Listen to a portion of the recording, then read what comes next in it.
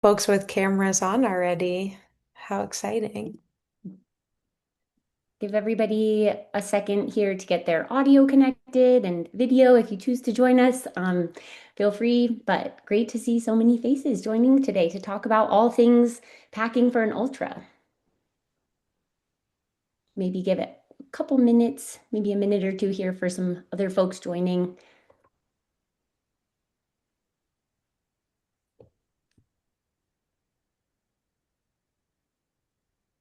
Awesome.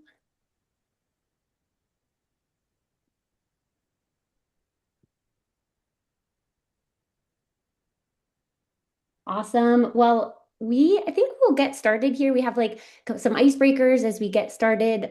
So we'll just jump in. So just to quickly introduce, my name's Annie. I'm from Women's Gear Index. We're joined here with the Rabbit team, Isabel, and a couple other obviously members of the Women's Gear Index team. We will all introduce ourselves here in a second, but just a couple quick housekeeping items to get us started. So this webinar is being recorded. I think we'll be sharing out recording after the call. So also, please feel free to jump in and ask questions. There is a chat function, so if you have questions, Isabel will be keeping an eye on the chat throughout the course of the webinar. So please feel free to jump in, ask questions. We really want this to be as interactive as possible. We are your gear friends, so there are no bad questions. If you are thinking, if you have a specific question, there's probably other people on the webinar as well who are thinking something similar. So don't hesitate to jump in, ask questions, engage with us. We are really excited today to talk through all things of how to pack for an ultra. So we'll get started here with a quick agenda for today's call. We're going to start with a quick round of introductions so you can learn a little bit more about the Women's Gear Index team. Then we're going to run through required gear 101. So what to do when a race has required gear, what happens if the race doesn't have required gear, and then we'll talk through kind of some specifics and insights into things we've learned throughout our time running races with required gear. And then we're going to give some recommendations, tips, and tricks for packing required gear, how to handle situations where you might have crew along the way. And then we really want to save time for questions. So as I mentioned, this really should be interactive. So we'll save a lot of time at the end for questions. And yeah, I think we'll take it from there. So I will do a quick introduction. So, Women's Gear Index is a women-led gear review. We started back in November of 2025, but all three of us were really excited and constantly talking about new gear that we were testing, gear that we were eyeing, things that we were really excited about. And so we really wanted to create a space for women to come together, learn about gear, talk about gear, and really just have like a community of like-minded ladies to talk about gear and learn from each other. So I am based in Victor, Idaho. I run generally trend more towards the ultra distances. I run 100Ks generally is kind of my specialty right now. I'm training for CCC and we'll be lining up at CCC here at the end of August. And that's kind of my favorite race. I really love running through mountains and mountainous terrain. So that's a little bit about me, but I'm going to turn it over to another member of the Women's Gear Index team, Rachel. Yeah, hi everyone. So excited to have you all here and to join us today. I think as we're kind of chatting, if you feel free, if you just joined, feel free to throw in the chat where you're coming from, races that you're looking forward to, or anything that you're excited about. But yeah, I've been running ultra since 2014. I got into the sport when I was really young and kind of hit that year really hard. I run every distance, every distance up to 100 miles, or I guess UTMB. The full loop is a little bit longer, and that was really, I ran that race in 2017, so it's been a while. And but that was probably one of my favorite races. And yeah, I think just reflecting on this sport and how much it's grown, I wish that I had something like this when I was just getting into the sport, because kind of like everything that we're going to go through today, I've made so many mistakes. And so it's like I've and learned from it. So yeah, I'm just so excited. Rebecca. Okay. Hey everyone, my name is Rebecca. I'm joining from Oakland, California today. It's really great to have so many people here, and we're very excited, as we said, to make some more gear friends today. So I have been running ultra since about 2016, but I did run track and cross country in college, and I'm kind of one of those classic, like played soccer as a kid through high school, and then transitioned to running, and now into ultras. So I've always really loved trail running, even in high school and college when we would get out to some of those runs. And, started getting a little curious. What if I just ran a little slower for a little longer? I started doing more road marathons. And then after doing a number of road marathons, including the Boston to Big Sur Challenge, many, that was really I think the gateway into ultras was after I realized I could do Boston to Big Sur when it really was that 6 day gap. I was like, I think I'm ready to do a 50K. And then after my first 50K, I was hooked. So I've done a lot, mostly 50Ks, but I've also done a couple 50 milers and the San Diego 100 miler. If anybody else has run that one, that was an amazing first 100 miler. Would recommend if you're a 100 miler curious. And I've also done a lot of summer adventures, long runs in the mountains between that. But yeah, I am now based in Oakland, California, in the Bay. So not in the mountains really, but I love the Bay trails here. We have a lot of redwoods, and I get to the mountains in the summer when I can. And I am training for OCC this summer, and it will be my first OCC. So I'm also excited for anybody else here who's heading to one of those UTMB races. Maybe it's your first time, you're a little nervous. I'm right there with you, and I have been doing this for 10 years. So I am really grateful to have Annie and Rachel to learn from here and also bring in some of my own experience. Awesome. All right. All right. So we are going to cover kind of moving back into required gear 101. So zooming out a little bit, there are several races, I think, on the calendar coming up over the summer that do have required gear lists. Some of those that are top of mind for us are the UTMB World Series races. They have some of the most comprehensive required gear lists kind of in the industry.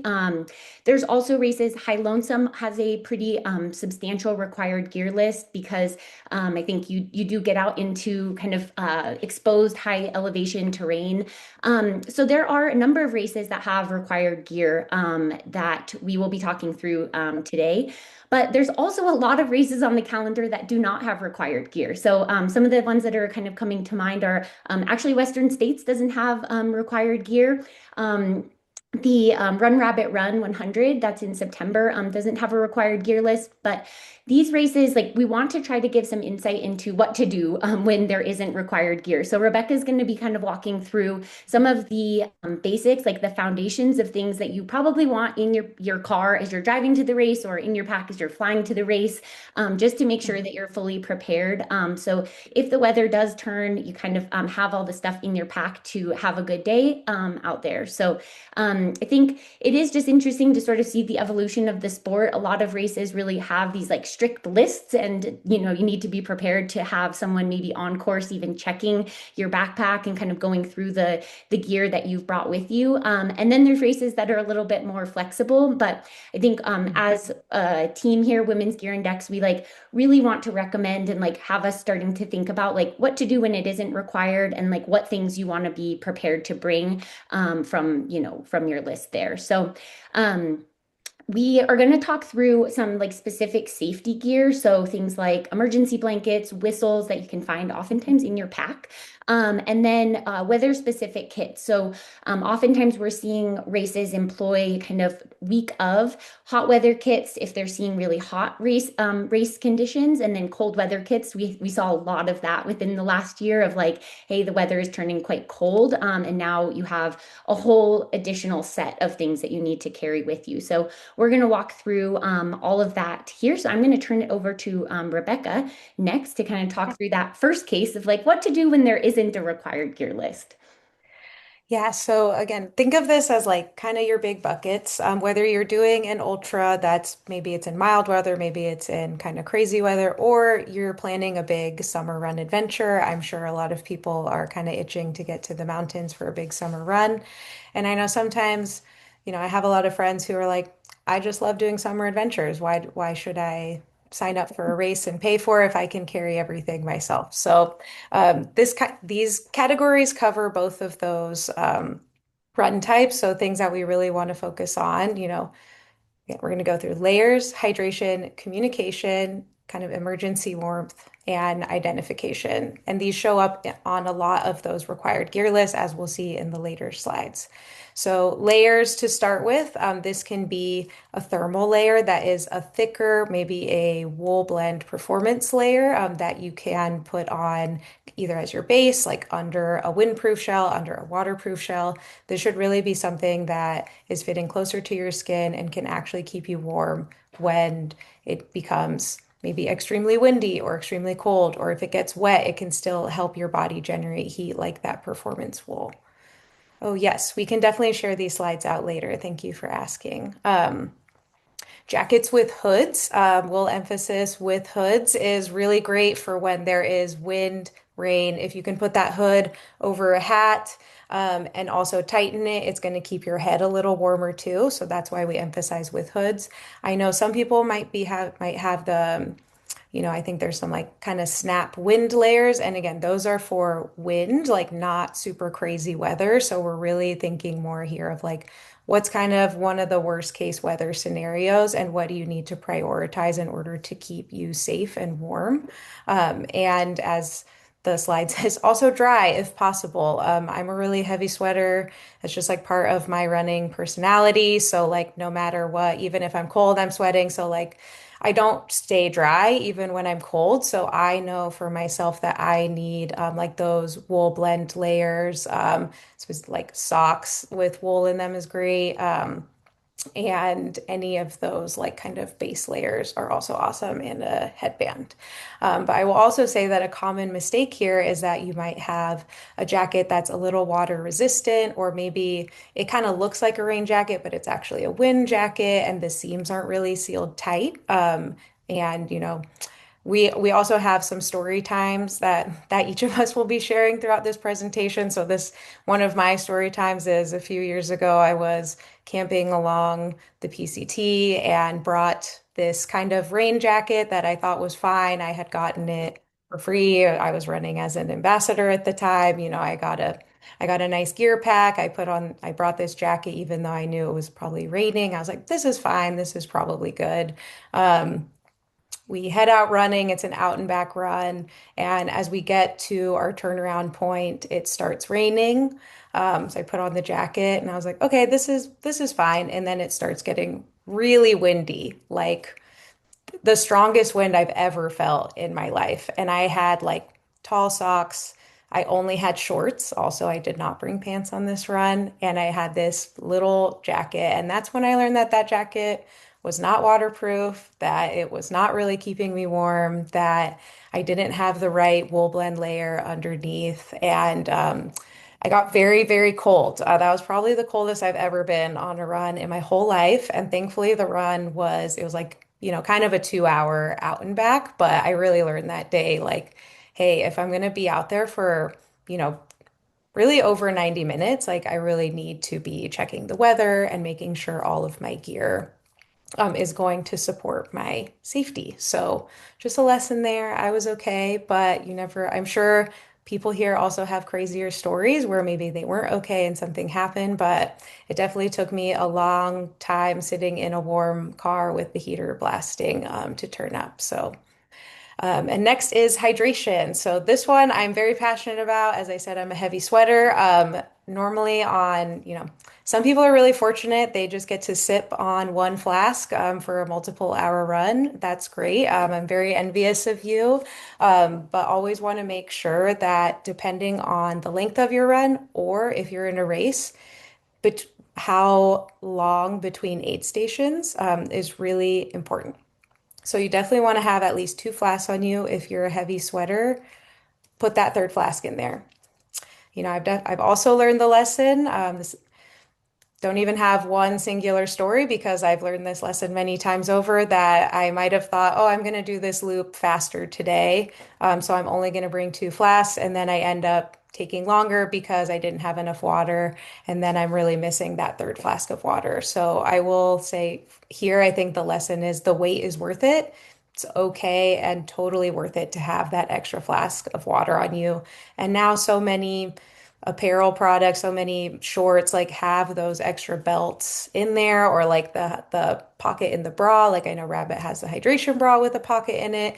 There's so many different ways you can carry water that you might as well bring it if you're not going to be around a water source. So for a summer adventure, this could also be your filter flask. So if you guys don't know, they make filter flasks now. I think multiple hydration flask companies have them, and it's just this little attachment that goes on the flask. You can dunk it in a running water source, whether that's a lake or a mountain stream, and have your nice resupply mid-run, which is always a real treat. And I will say, for races, the most important thing to think about is not how many miles are between each aid station, but how long that those miles are going to take you.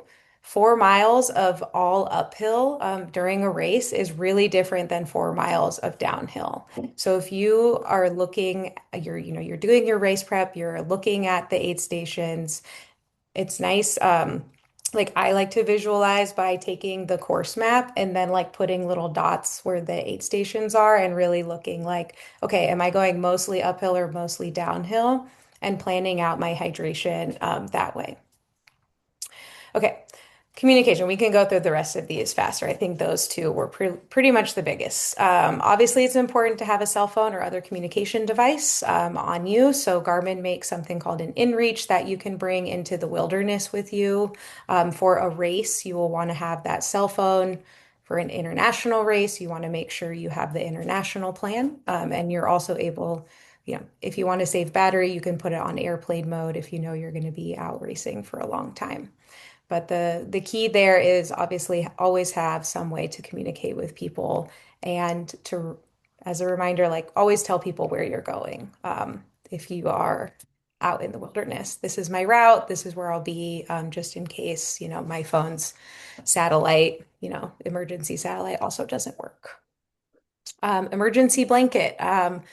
This is on a lot of required gear lists. It's you can usually get them at REI. They're pretty small. They're just like the little ones in it's like a single use pack. I think some people also probably recycle the heating blankets you get after finishing road marathons. So if you're really savvy and you keep those after your marathons, you can probably save those and use them for your recycle or for your required gear kit.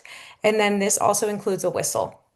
So I'm sure a lot of people here already have hydration vests, and you might have noticed that there's like a little whistle attachment. And if you didn't realize it was a whistle, it's that little thing that's kind of annoying that's probably like clicking on your flask at certain points when you're running.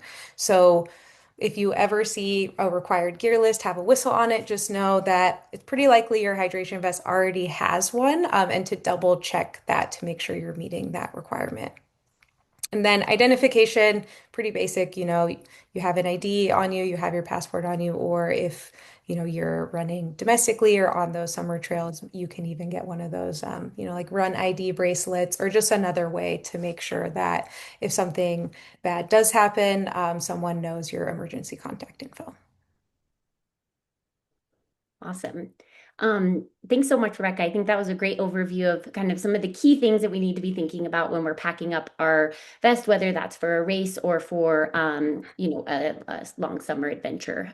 So we will go on to we're going to transition now a little bit more into like required gear lists. And we're not going to go line by line through the UTMB required gear list. We're kind of using this as an example. UTMB has the most comprehensive required gear list in the industry. And one thing that's kind of nice to think about as we are thinking about required gear lists is that once you gather a lot of these items for, say, on the UTMB required gear list, they are going to be handy for other races because there's a lot of crossover. So it's kind of using using this list as our starting point of saying like, hey, if we want to gather everything that we could possibly need on the required gear list, this is a great starting point.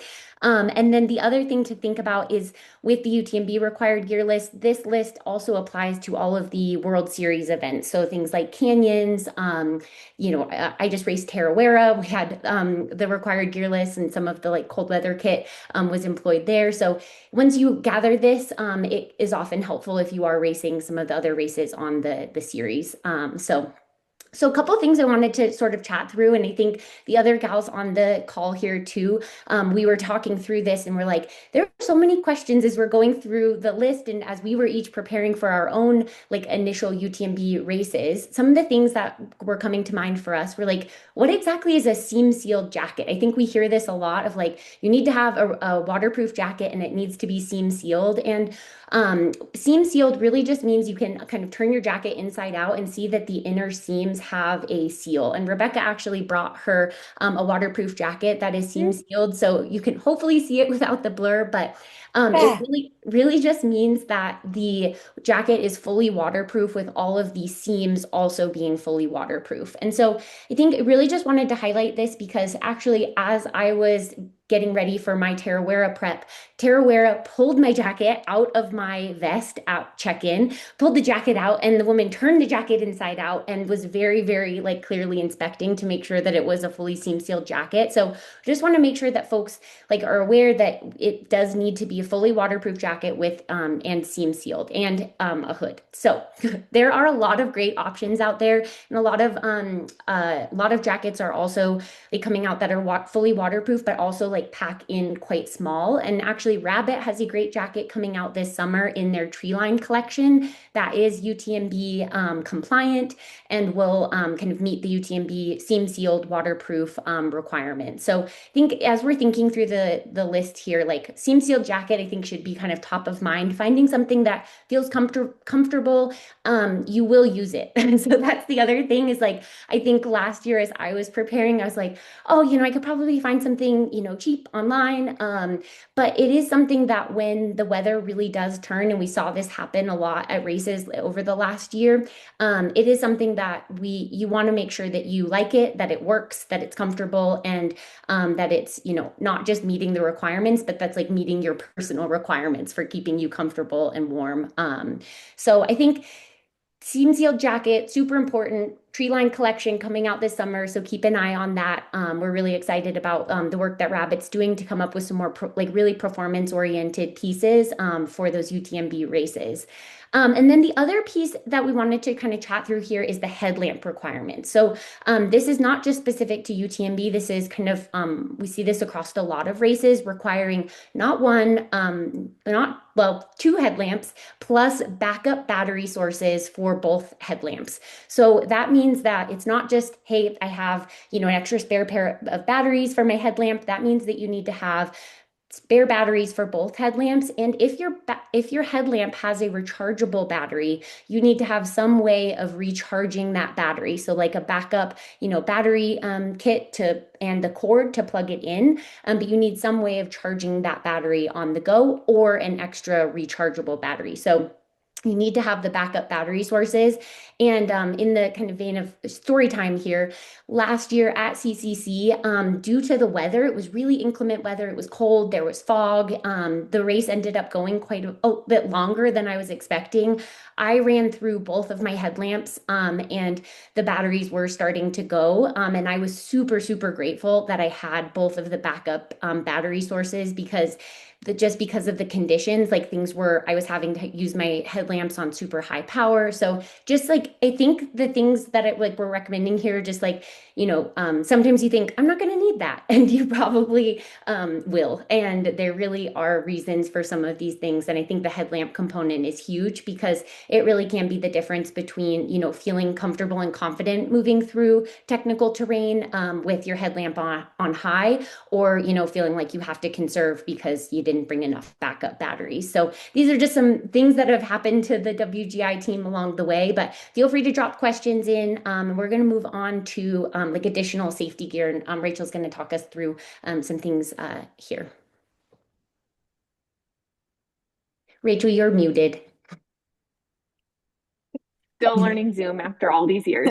Um, gosh, there's so much here, and I think like it matters, right? Because when you go into the mountains and you go on to your adventures, wherever you are, or you're just going on an adventure and you don't have like aid, or you're in a remote place, wherever you are and where you live, gear really does matter. A lot of people like to think of running as this like, all you need is a pair of shoes, which, yeah, on one hand is true. And on the other hand, the further you go, when you get into 5 miles, 10 miles, half marathon, and then even further, you kind of start to realize that you need more gear.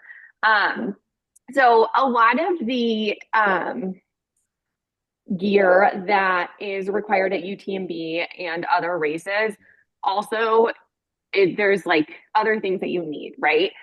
One of those is a running pack or a hydration vest. And so a lot of people already have those. You may notice that there's different sizes for vest. Rebecca's holding up her Osprey women's specific vest, 7 liter.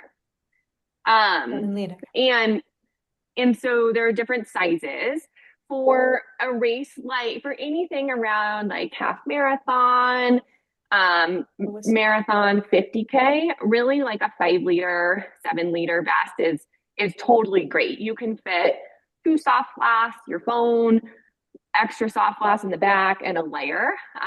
Plenty of space there. When you're starting to get into longer races that have more required gear, or you're just going to be out, like maybe you're going to go out for a 6 hour run, um, you might want more room. You might want to have a vest that has a bladder in it, or bladder capacity. So with like a hose that you drink from the back, and also carry soft flasks. So then we're kind of getting into this like 10 liter, 12 liter size pack. I know for UTMB, there's a lot of gear that you have to cover, like carry, and then there's food that you have to carry a lot, right? Or like any mountain or any race, you're carrying so many things. And so the longer you're out there, the bigger your pack size is probably going to be, just so you can carry all of that gear. I think one thing too, as we're thinking about vest sizes, is I think generally if you're in between, say you're trying to decide between like a, 8 or a 12-liter vest, erring on the side of a little bit bigger to give yourself flexibility and space. And I think generally things fit a little bit better in a vest that isn't totally crammed full. It's going to fit a little bit better on your back and not necessarily like be totally scrunched in. And I think we've all had that feeling of like having way too many things crammed in your vest, and it feels like a little like turtle shell on your back. So I would say slightly err on the slightly bigger side as you're thinking about different vest sizes for summer and well all races. Cool. And then waterproof pant options. Rabbit is also releasing a waterproof pant option that is UTMB compliant. So that is something that is required. And I think there's countless stories from people who think like, I don't need waterproof pants. When am I ever going to put on waterproof pants? And when it gets cold, being able to, put on a dry, warm layer and then put on waterproof pants over that if it's raining is a real game changer for keeping warm. So and then again, there are options that kind of pack up quite small. And I think Rabbit, their pants will kind of pack up small and be a good option for keeping weight down in your vest as well. Um, cool. And then on the weight of your additional second layer, the one thing just to call out here is that you want to make sure that that second layer is heavy enough. So they do require that it's at least 180 grams in a men's medium. So just making sure that you're checking the kind of specs of that layer online and making sure that it's heavy enough. A lot of layers are not quite heavy enough, but you can find those that are warm enough to meet that requirement. And then on the waterproof glove piece, it is a requirement that you have not just warm gloves, but also waterproof gloves. And again, the goal here is really just trying to keep you as warm as possible in wet conditions.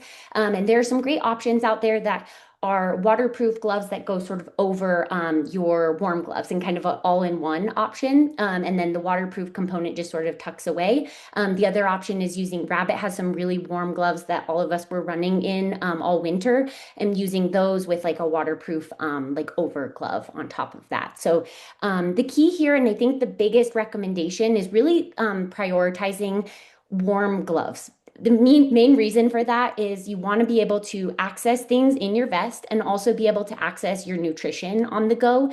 We've seen a lot of times where folks, maybe their hands get too cold and they're not able to open a gel on the go. And so I think really don't underestimate the importance of this, like the glove component here, and making sure you're finding comfortable, warm gloves and then finding those waterproof gloves that you like there too. Cool. Team, did I miss anything on there? Okay. The last piece here, I think one of the questions that I know I had, and I think many members of the WGI team also had is, I'm carrying a flask. I have my flasks. Do I also need a collapsible cup? I think I was going around Chamonix the week of the race because I forgot to bring my collapsible cup. Don't be like Annie. I forgot to bring my collapsible cup all the way to France last year. And so I was going around the village trying to find my collapsible cup. And kind of thinking in the back of my head, like, I'm never going to use this. Like, I have my flasks, I'll fill them up along the way. But I rolled into the Valersine aid station and I was chilled completely. It was soaked to the bone. I had my waterproof jacket on, but like I didn't put it on in time, folks, but had my waterproof jacket on. I was cold and I went up to the aid station volunteers and I said, hey, can I have some broth? And there was this look, the woman looked at me and she said, where's your cup? And I literally right then and there realized the importance of bringing that collapsible cup as I sat in the Valersine aid station, surrounded by other runners that were also freezing cold, drinking hot broth, and just really realizing like, okay, this is super, super important. And I still have that collapsible cup and it's coming with me to Chamonix this year. So it's something important. Bring it with you. You just never know when you will use it, and highly, highly recommend it now. So that is it I on the would collapsible I cup. would also just add that goes for like all the races that are like, we're a Yes. cupless race, bring your cup. Yep. Some of the nice races will still have those emergency cups, but like at Broken Arrow 2 weekends ago, like they didn't have extra cups. So like if you didn't want to put soda in your flask and again, this is another example of there's only like 2 miles between the aid stations, but you're going straight uphill and maybe you only had one flask or you ran out of something, you're really thirsty and you just kind of need your Coke or ginger ale pick me up. And you get to the aid station, you're like, I don't have my cup now. I don't have anything to put this in, and I need just water in my flask to go. So just a good note for any race that's in their cupless or even not cupless, you can always have it. And it literally weighs like a couple grams. So Yes. definitely not something to like be like, I'm saving so much weight by not bringing this collapsible cup. So Yes, totally. And it fits well in your pack. I think, yeah, one thing I've seen some folks kind of hook the cup on their vest. I think it tucks away nicely. I think you don't trying to reduce the number of things that you might have kind of like bouncing as much as possible. So tucking it somewhere like easily accessible is a good option, as opposed to hooking it on your vest. Okay, awesome. Let's move through here, talk through a little bit of like weather specific gear. So, Rachel, did you want to cover weather specific gear? Because I know you have plenty of experience using specific gear in adverse weather. Yeah, so like I said, I got into this sport really young, like when I was 22. And like most 22-year-olds, I didn't know much and made so many mistakes. And I still do today. Thankfully, I've gotten a little bit more experience under my belt though. And I think, and again, as we're talking through this, like please feel free to share your experiences in the chat or any questions or anything that's on top of your mind, because we do want to be your gear friends and we do want to hear from you. And because like we know we're not the only ones that have experienced a lot of these things. Um, but on that note, weather, it happens. Sometimes it's really, really hot. Sometimes it gets really, really cold, stormy, windy, whatever. And at a race like, again, like we're going to use UTMB as our reference race, they activate cold weather or hot weather kits depending on the weather. that is likely going to occur on race day. So again, big races like UTMB they have like a team of meteorologists on the ground and they're actively checking and updating the weather. So it's always really helpful to like check your race updates or check Instagram, whatever you're following. There's generally posting, even really small races. I'm thinking about Scout Mountain Ultra, which is really close to Annie and I. It's in Pocatello, Idaho. They're always updating about whether it's hot weather, cold weather, or snow on the course. But it's always so important, no matter what you're doing. Like if you're going to go out for a long run, even if it's a long training run, just to be checking the weather and aware. In terms of racing and planning on being out for who knows how long, it's even more important, right? So UTMB, I think Annie, Rebecca, and I were all at Kodiak this year in California, and they activated this cold weather kit last minute. And so looking at the cold weather kit for UTMB requirements, they require tights, another jacket with a hood that is separate from your rain jacket, a extra hat, extra like neck gaiter, and an additional warm layer. And then for the flip side of that, when it's really hot, and actually both hot and cold, they recommend glasses.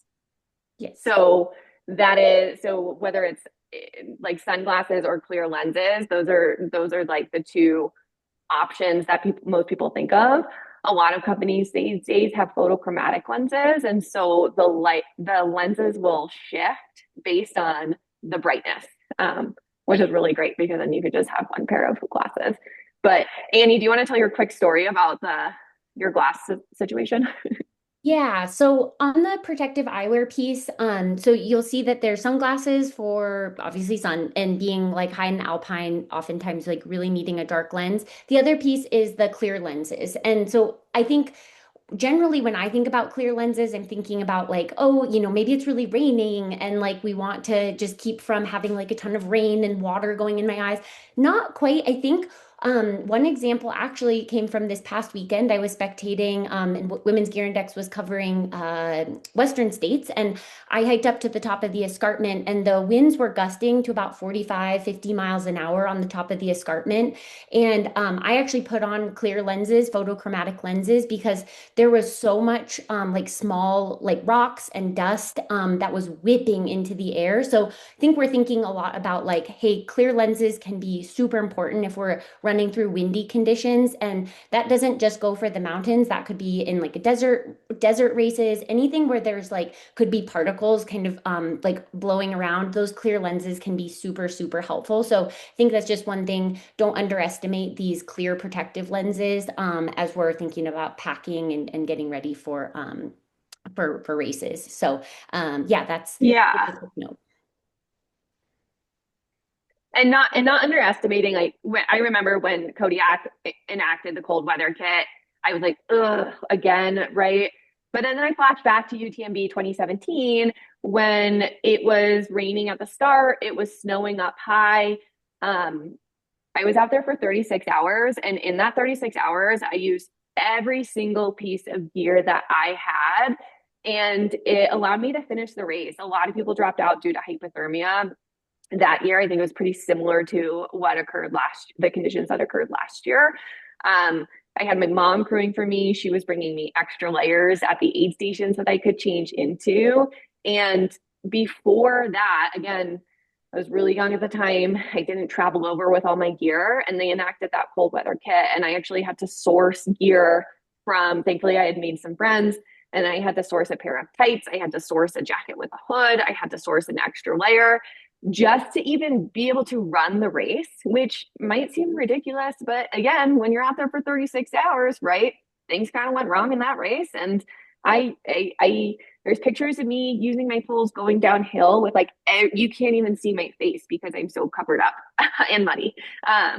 So it's just, these are they can look like a lot and sometimes be overwhelming. And they're also really meant to keep you safe in both cold and warm weather. Awesome.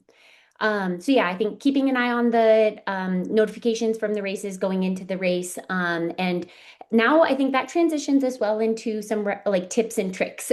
So as we're thinking about, hey, prepping for races and getting all of our gear ready for if we're traveling to races, we have some kind of tips.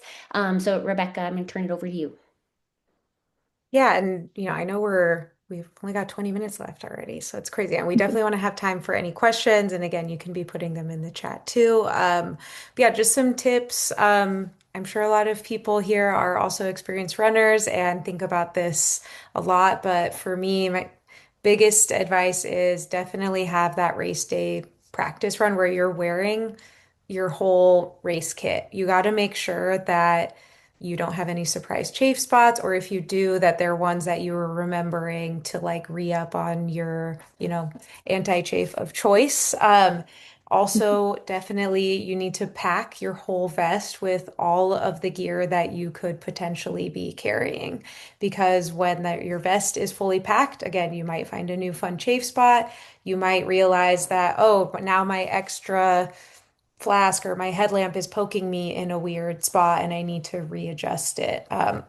So definitely be practicing with, you know, you can do a couple iterations if you want, but for like the longest run you have, the longest amount of time you're able to practice with all that gear is really important. I ran the Miwok 100K last year and I had a pair of shorts that I thought I was, pretty set on wearing. And I wore them for my 50K tune-up race because, I was like, hey, I've worn these shorts for, up to 4 hours and they seem great. And it turned out that during that 50K race, once I got over 5 hours, they were not a good choice. And they were having some different chafe spots in places I didn't expect. So then I got some different shorts. I did my last long run in them, and they ended up working great for race day. So just like you would if you're coming from road running, do your, pre-race like long run in your whole outfit that you're going to wear for race day.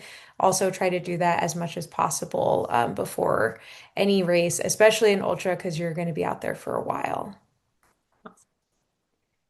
Yep. And the next is just, I think we've kind of touched on this, but just bring all of the gear, bring cold weather gear, bring hot weather gear. Things can really change on a dime. And you just want to be prepared and not having to, buy a whole new European kit once you're in Germany. So, or, making friends can be great, like Rachel did at UTMB. And then the last is just give yourself time to acquire pieces and test things out. And I think there's also great opportunities to buy things used if you give yourself more time. So just give yourself time to acquire all of these different pieces and do that well ahead of your departure dates. You're not having to expedite shipping and be all stressed. There's always so many moving pieces going in leading up to a race. So make this one of the take something off of your to-do list.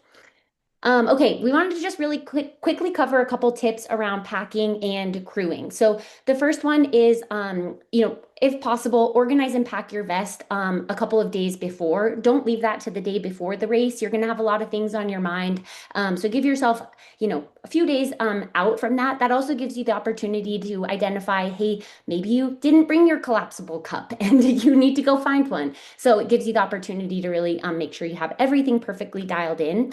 And then on the actual like how-tos of how to pack all of this gear that we've talked about, one of the biggest recommendations that we have is packing it in a gallon Ziploc bag. The benefit of this is that A, your gear stays dry in adverse conditions, which is great. You can put your warm layer on and it's going to be totally dry. And it also condenses everything into a 1 gallon Ziploc bag. So you don't have too much, it's actually kind of compressing it down and making it a little bit smaller to get into your vest. So Ziploc bags are your friend. You might be able to get all of your required gear into 1 gallon Ziploc bag. It kind of depends. You might need to also utilize maybe an additional quart Ziploc bag. But be prepared. Races will often ask you at the start line to take all of your gear out of that Ziploc bag and put it back in. So just, as you're packing it, kind of learn how it's packing, what works to kind of get everything in, because you might be asked to unpack it, show the course marshals all of your gear, and then put it back in. So something to keep in mind. And then if you have crew at the race, do not leave any of your required gear with your crew. You want to keep all of the gear on your person at all times. This is super important. You can be checked at any point along the course. A lot of races will be checking gear along the course, so just making sure that you're keeping that gear on your person at all times. And then you can always leave kind of additional gear, or if it is really adverse conditions, like additional dry layers and things with your crew can be great. But that kind of base kit, anything that is required by the race, needs to be with you at all times. So those are a couple of quick packing and crewing tips. I think it is time for questions. So Isabel, I appreciate you keeping an eye on the QA here. Any questions from folks in the chat so far? Yeah, of course. My first question for you, I'm going to paste in the chat as well. But the question is it more important to save weight and skimp a bit on layers if the weather is looking good? Great question. Team, what do you guys think? No. Um, no. No, because there's been so many, yeah, gosh, especially in the mountains, like weather moves in so Mhm. fast. And there's been a lot of stories how even elite athletes will leave weather with their crew or Mhm. leave it in a drop bag, and they get in trouble because a Mhm. rainstorm comes and the temperature drops 20 degrees unexpectedly, or they're just drenched to the bone. Um, Mhm. yeah, there's been numerous stories around that, and so it's so important wherever you live just to make sure you're safe, because at the end of the day, it is up to you to do what you can do for that. Mhm. Agreed. Yeah. Okay, Don't great. be trying to cut corners, Not like these pants technically qualify, but they're not very warm. Um, Yeah, so you really don't want to yeah. be, yeah, you really don't want to be cold out there.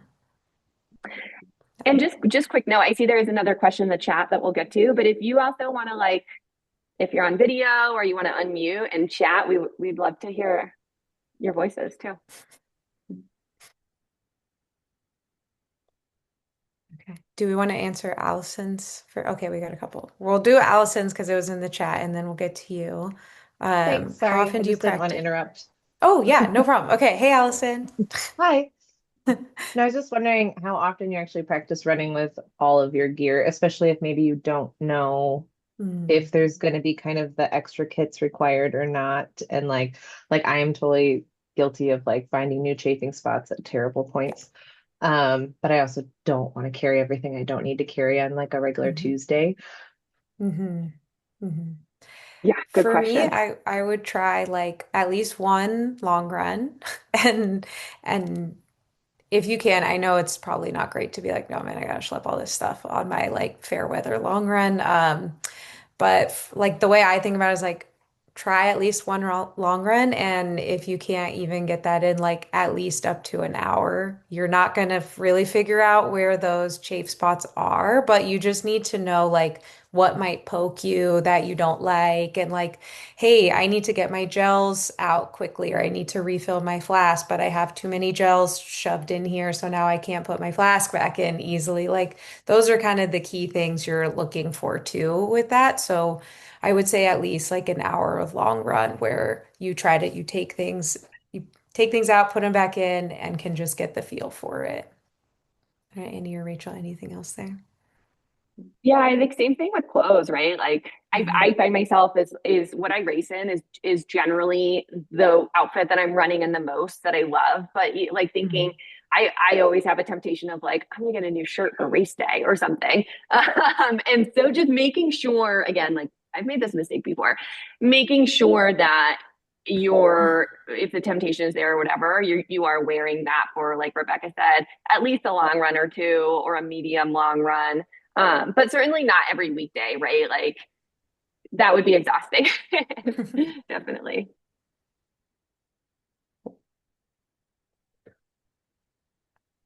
think we have a hand raised. Yes. So feel free to come off mute and ask away and introduce yourself. Hi, I'm Janaya. Um, First trail race, so all of this is fantastic, but I don't have any of this stuff, and I'm Hmm. curious. I know this is going to add up fast. What would be the Hmm. item that you would prioritize as spending money on? Because so far I mean, people are like, you need to get the Garmin, you need to Yep. like the vest, the clothes, the lamp, the glove. I mean, it's a lot, and I'm not sure Hmm. which item I should prioritize to make sure this one you need to spend money on. Yeah, I Hmm. think that is such a great question. Can I ask a quick follow-up question? What distance is your first trail race? 50K. Okay, amazing. I think maybe each of us can go around and kind of say my recommendation would probably be on like the waterproof jacket, and kind of that's something that you're going to be able to use in other environments too and on training runs. So that would be my recommendation in terms of like where to put money towards. But team, feel free to Okay. jump in. Yeah. Yeah, I agree. I think I don't know if this is for everybody. I guess I've always assumed it is, but on my arm, my upper body, right? You want to protect that core, and upper body just generally gets colder than legs. So I think jacket for sure. Okay. Mhm. Yeah, I would say Rebecca. if you feel like there is going to be rain or inclement weather, that like warm jacket is number one. And I think if you're, if it doesn't seem like there's ever going to be rain, any trail race you run, which is pretty unlikely, but just in case, like if that's not going to happen, I would say a good hydration pack would be number two. But those you can usually find, secondhand. You can go REI. Like, I think that that one is one you could easily find. Yeah, like use secondhand, but you don't really want a secondhand jacket, everything or pants. I think getting everything else secondhand is great. Okay. Like, I don't know if Annie and Rachel agree with that either. Yep, definitely. Okay, And just sorry. one more, because all Yeah. of this stuff, as I'm starting to research, you could just spend hours and hours Oh, yeah.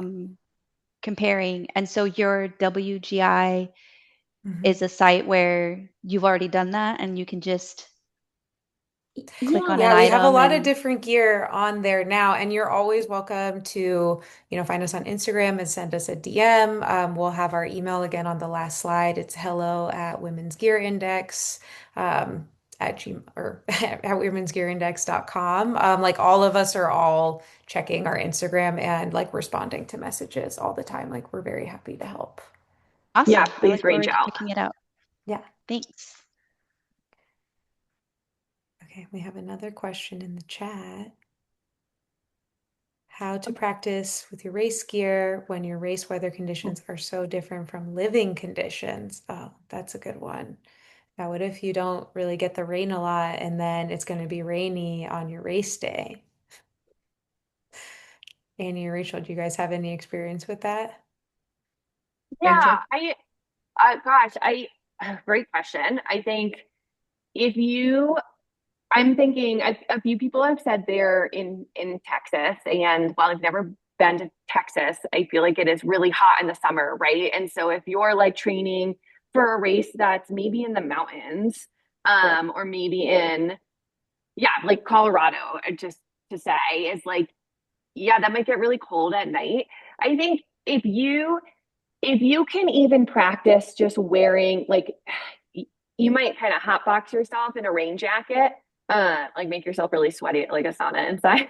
But if you can just practice, even if it's like for 10 minutes, just to get a feel for it on your Hmm. body and practice carrying it, right? Like if you're gonna go to UTMB and you're gonna have rain pants, like I never put my rain pants on before, and that's okay, right? Because these are like we're prepping for worst case scenario here. And so while you want to be as comfortable as possible while you are running, sometimes it's just not realistic to do it all, Hmm. right? Like, please don't go throw on rain pants and a rain jacket in 100 degrees because that's going to be miserable and we want this to be fun. Yeah, I think I agree with everything Rachel said. Just give yourself some grace to like some things it might be the first time trying it on race day if it is a rain jacket and you haven't had a chance to try it out. Like as long as you've worn it a couple times, I think just give yourself some grace. It doesn't all have to be perfect. And I think we've all, there's it's part of the adventure sometimes too. So yeah, I love Sometimes you got to do something new on race day. sometimes how Sometimes you just take that chance. cool. Other We did have a question about gloves. What are some favorite waterproof gloves? I'm definitely a cold hand person from Megan. Yeah. I have a pair of black diamond gloves that have a waterproof outer. So the waterproof section kind of it tucks away, and then they have it's a warm glove with the waterproof like outer kind of glove component. So all in one from Black Diamond, and those were a great kind of investment because they will work across like a variety of like environments too, all in one. Yeah, I have a pair from Decine. They were a ski glove that I had for a really long time, and so I just repurposed them for running. But yeah, Black Diamond's great too. And I don't run that long in the rain, so I have the rabbit ones. I really like the rabbit ones. They're like more water like resistant, but they have that little fleecy on the inside. But I will be honest, for whatever reason, I really love wearing cheap Target like $3 cotton gloves. Even if they get wet for whatever reason, they do kind of like still generate a little warmth. And I am generally a cold person, so I'm very surprised by that. But I will just keep like an extra pair. Like maybe I'll wear a pair, it's raining, they get fully wet, and I just put on another pair.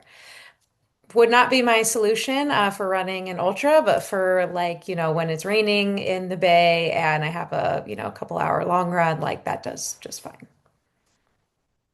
Awesome. Yeah, might not be like might not going to work for like a required No. gear lift, Yeah, right? But would not work if for you're just like needed to get the job done for training, that's a yeah, great idea. yeah. You don't need to shell out an arm and a leg for all of this. Yeah. Also, because I'm prone to losing like one glove, so I don't want to always be buying new gloves. Okay, from Kelsey, do you recommend picking up nighttime gear in aid station earlier than you think you'll need it for heading into the night? How do you figure out when to get the additional gear from crew for longer races? That's another really good question. Yeah, great I would question. definitely Great say, questions. yeah, pick it up earlier than you think you need because you just never know like how long it's going to take you to get there. So I guess, and that is really like a race day decision too, that you need to trust your crew with making that decision as well. Like whoever's leading your crew, they can see what your pacing is like.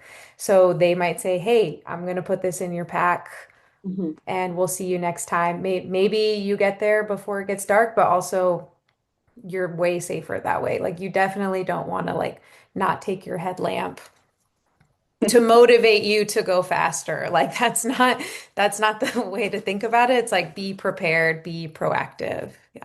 Yeah. And then I Yeah, think just one note, oh sorry, one note is like for any races in UTMB, you are required to have the headlamps with Mhm. you at all times. So it takes one of the decisions away, so it makes it a little bit easier. Just always have all of the gear at all times. Um, okay, I think yeah. if we didn't get to your question, we will follow up. And I think please do not hesitate to reach out to us. We are here to help. You can find us on Instagram, send us an email. We are also going to be at several races over the next few months. So if you're at any of these races, please reach out, find us in person. But we also wanted to make sure to give some time to chat through. Oh my goodness, we're going the wrong direction. I wanted to turn it over to Isabel really quickly. Rabbit is doing some really awesome things in person at UTMB this year, and so wanted to just share a little bit more about that. Yeah, of course. So I dropped a few different links in the chat. So the first one is just the landing page to our Clubhouse series on our website. It's the idea that it's a runner created hotel by runners for runners. And we will be at Chamonix for UTMB, which is like the biggest international trail race in the entire year. And we also have one for the New York Marathon as well as the Chicago Marathon. Unfortunately, we're sold out of our Chicago Marathon, so we're on a waiting list. But in terms of New York and Chamonix, we have a bunch of different things to make your stay kind of not just a hotel stay, but a place where runners can find community. And it doesn't just have to be runners, it could be those people who are crewing you or cheering you on, friends and family. We have things like welcome receptions and shakeout runs and just a few different things to just make your stay special. So feel free to take a look. And if you have any questions about the clubhouse, feel free to email trailtour@runningrabbit. Amazing. Well, we are super excited. And one quick note is that WGI will also be in Chamonix. And so if you happen to be there, we'll be doing some more gear-related chats in person in Chamonix with Rabbit. And we're really excited. So we just wanted to say a huge thank you to everyone who took the time to come and chat with us about gear and packing for ultras. Please do not be a stranger. Reach out to us if you have questions. But we really appreciate everyone's time. And as a thank you, Rabbit has offered a 25% off coupon. So you can make any orders, one order through August 1st and receive 25% off using code WGI25. So yeah, appreciate you all so much. I think that's it from WGI and Rabbit today. So appreciate the time, and we'll see you hopefully out at a race soon. Thanks Thanks, all. everyone. All right. Thanks, everybody.